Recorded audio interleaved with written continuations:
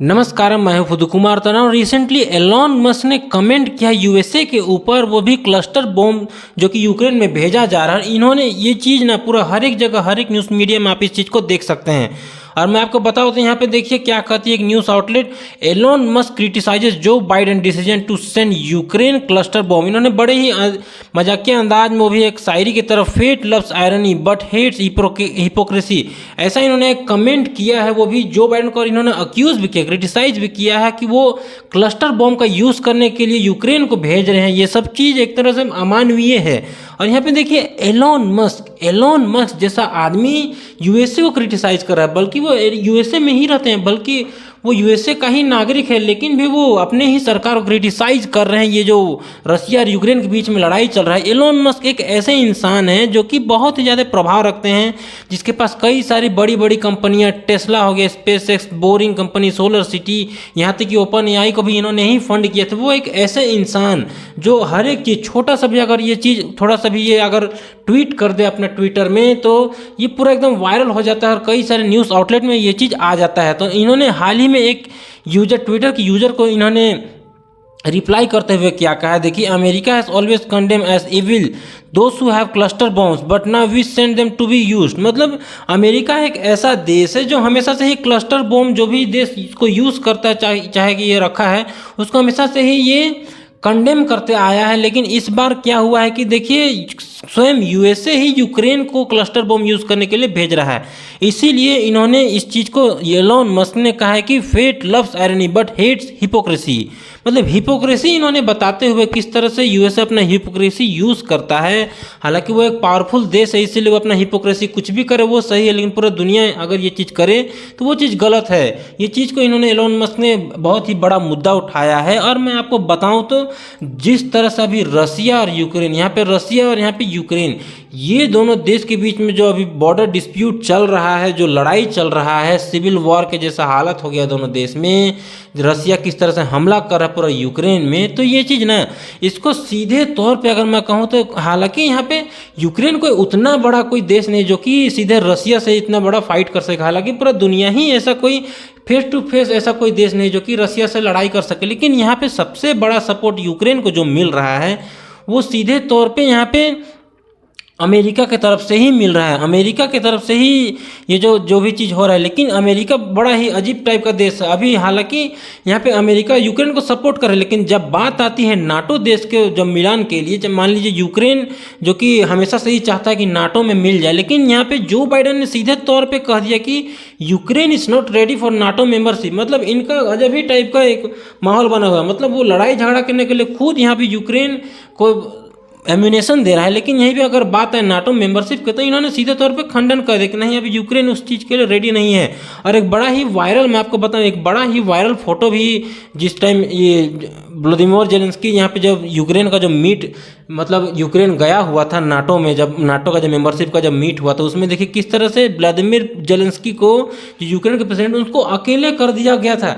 ये जो फोटो है ना, इसके ऊपर कई सारे मीम्स बने हुए हैं, आप हर एक जगह आप देख सकते हैं, हर एक सोशल मीडिया में। किस तरह से यहाँ पे देखिए यूक्रेन के प्रेसिडेंट उनको अकेले कर दे, पूरे नाटो नेशंस जो अपने अपने बात में यहाँ पे उलझे हुए हैं। मतलब कोई टेंशन नहीं, बिंदास यहाँ पे है, और इसको बस अकेले छोड़ दिया है।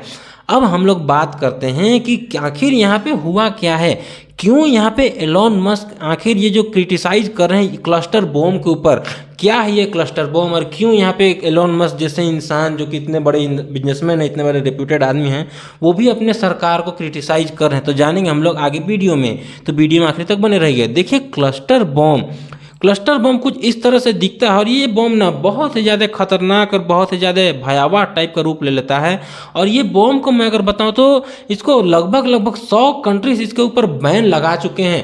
देखिए, cluster bombs have been ban by 100 countries. मतलब बड़े बड़े देश, बड़े बड़े, मतलब ये अभी का बम नहीं है, बल्कि ये हिस्ट्री का बम है, जो कि 100 में से देश, जैसे कि यहाँ तक कि यूएसए, रसिया, जर्मनी, सभी देश इसके ऊपर बैन लगा चुके हैं। और ये बड़ा ही भयावह टाइप का बम है। अगर हम लोग इसको नॉर्मली अगर हम लोग देखें तो ये कुछ इस तरह से दिखता है, जो कि यहाँ पे इसके, ये मिसाइल टाइप का है, जिसके अंदर छोटे छोटे, यहाँ पे आप देख सकते हैं बम, छोटे छोटे बम इसके ऊपर भरा हुआ रहता है। ये काम किस तरह से करता है मैं आपको बताता हूँ, तब आपको समझ में आ जाएगा कैसे ये बहुत ज़्यादा खतरनाक है। तो यहाँ पे देखिए ये क्लस्टर बम ये इस तरह से कुछ दिखता है। तो यहाँ पे मैं आपको 3D में दिखाता हूँ थोड़ा सा। ये हो गया क्लस्टर जिसके अंदर छोटे छोटे बम भरे हुए हैं। तो जब ये ब्लास्ट करता है, जब ये बम को छोड़ा जाता है, तो इसके जो छोटे छोटे बम हैं ये खुल जाता है, इसका पूरा कवर, ये जो छोटे छोटे बम है वो पूरा एकदम फैल जाता है, पूरा का पूरा एरिया में यहाँ पे फैल जाएगा। मारना है यहाँ पे, लेकिन पूरा का पूरा एरिया में फैलेगा। और ये छोटा छोटा बम हर एक कोई ब्लास्ट करता है, जैसे ही वो ग्राउंड के कंट्रोल में आएगा ये पूरा ब्लास्ट कर जाएगा, जिसके चलते मान लीजिए कोई एक इंसान को मारना है, लेकिन ये क्लस्टर बम के चलते पूरा का पूरा वहाँ का जो वहाँ के जो पब्लिक है वो सारा का सारा, मान लीजिए यहाँ पे सिर्फ और सिर्फ यहाँ पे मारना है, लेकिन वो पूरा का पूरा पब्लिक को ही, ये पूरा एरिया को ही ये कैप्चर कर लेता है, क्योंकि वहाँ छोटा छोटा बम है, जिसके चलते इसमें बहुत ही भयावह नज़ारा देखने को मिलता है। इसी के चलते क्लस्टर बम को 100 देश बैन कर चुके हैं। अब यहाँ पे देखिए वर्ल्ड मैप में आपको समझाता हूँ कि यहाँ पे रसिया हो गया, ये पूरा रसिया हो गया, ये यूक्रेन हो गया। यहाँ पे देखिए यूक्रेन हो गया। तो यहाँ पे यूएसए क्या कर रहा है कि ये लोग क्लस्टर बम को यूक्रेन के ऊपर भेज रहा है कि आप लोग यूज़ कीजिए और यहाँ पे रसिया को मारिए। तो अमेरिका तो हमेशा से ही, हालांकि यहाँ पे अमेरिका खैर खुल के सपोर्ट नहीं कर रहा, लेकिन बैकएंड में अमेरिका जो है वो यूक्रेन को पूरा खुलेआम तौर पे सपोर्ट कर रहा है।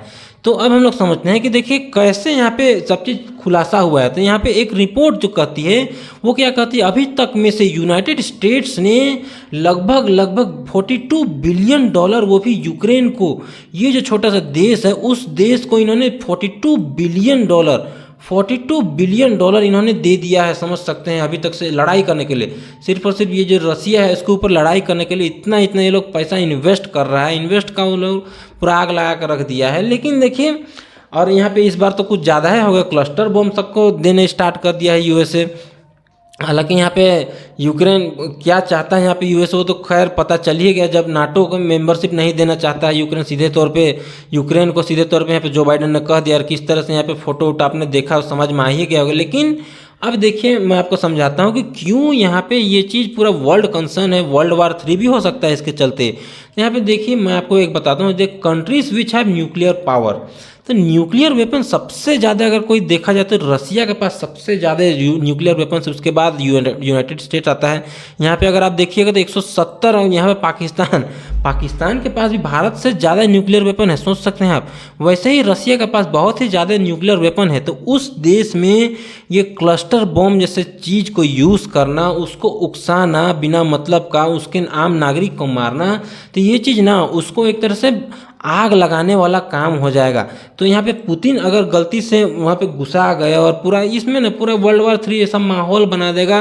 और इसमें खैर यूएसए को तो कुछ नहीं होगा, बल्कि यहाँ पे यूक्रेन को ही इस सब की चीज़ को झेलना पड़ेगा, क्योंकि रसिया बहुत ही सुपर पावर देश है। यहाँ पे लड़ाई झगड़ा ज़बरदस्त होगा, जिसके चलते ये चीज़, मुझे नहीं लगता है कि ये क्लस्टर बम वाला जो सीन है वो चीज़ होना चाहिए। और मैं आपको बताऊं, ये जो रसिया और यूक्रेन के बीच में लड़ाई चल रहा है उसमें कई सारे नए नए तौर तरीके, कई सारे ड्रोन हमले, इन सभी चीज़ों को दिखाया जा रहा है। हाल ही में 2 लोग की डेथ हो गई है यहाँ पे क्राइमिया ब्रिज में। क्राइमिया ब्रिज वही ब्रिज है जहाँ पे ये जो क्राइमिया आप यहाँ पे देख रहे हैं, छोटा सा क्राइमिया से यहाँ पे रसिया को कनेक्ट करता है। तो उसी ब्रिज में एक बार हमला हुआ जिसमें 2 कोई मारे गए हैं। और मैं आपको बताऊं तो ये जो क्लस्टर बम वाला जो पूरा सीन है वो चीज़ अच्छा नहीं है जी। क्लस्टर बम के चलते आम नागरिक का भी जान जाएगा, बल्कि वो चीज़ बहुत ही ख़राब चीज़ है। देखिए, 2 बीच में अगर कोई इंसान 2 कोई लड़े, उसके बीच में 5 को भी मर जाए अगल बगल का, तो उसमें क्या मतलब क्या ज़रूरी है वैसा क्लस्टर बम को यूज़ करने का।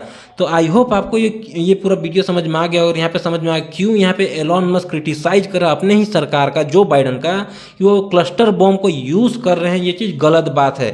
Thank you for watching this video, और मेरे तरफ सभी व्यूवर्स को भगवान आपको हमेशा खुश रखें। Stay healthy.